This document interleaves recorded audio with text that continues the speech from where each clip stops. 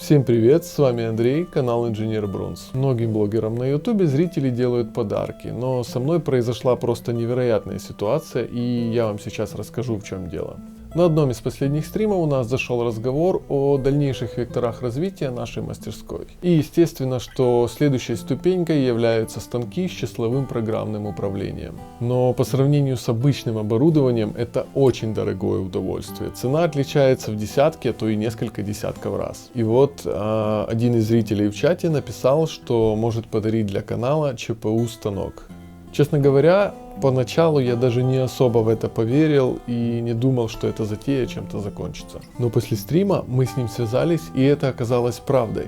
При этом станок оказался не каким-то настольным или хоббийного уровня, а это большая двухтонная машина. Станок нам пришлось перевозить из Берлина. Это, конечно, была не дешевая затея с доставкой, растаможкой, но оно того стоило, поскольку такое оборудование у нас не то что купить, его даже найти нельзя. Это японский фрезерный ЧПУ станок 1987 года с автосменой на 10 инструментов.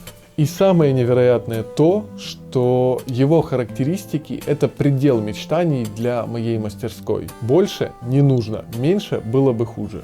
Там есть некоторые нюансы по техническому состоянию. Шариковая винтовая передача оси Z сломана, и ее нужно будет заменить. Плюс сама система ЧПУ морально устарела, но она рабочая.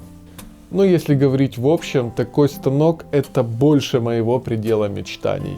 И это видео я записываю сейчас намного позже, чем была вот эта наша перевозка, потому что эмоции просто захлестывали через край. К сожалению, это будет не быстрый запуск в работу, поскольку для этого станка мне нужно подготовить гараж и нужно будет провести ремонт либо полную модернизацию. Это требует времени и средств, так что если мы справимся за год, мы будем большими молодцами. Зрителя, который сделал этот невероятный подарок, зовут Юрий, и это очень интересный человек. Он живет в Берлине, и самое главное, что это айтишник, который с нуля занялся металлообработкой и достиг очень хороших успехов в этом деле. У него даже есть некоторые научные разработки в этой сфере. Это очень хороший пример для всех нас. У него есть свой канал на ютубе, ссылку я оставлю в описании. Он будет интересен всем, кто болеет ЧПУ металлообработкой. У меня есть мечта.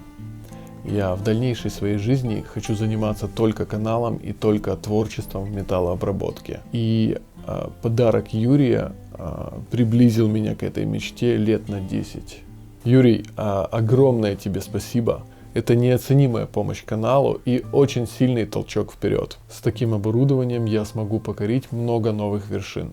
Если вы, так же как и я, благодарны Юрию, зайдите на его канал и подпишитесь. Это самый простой способ сказать ему спасибо. Всем пока, будет еще много интересного.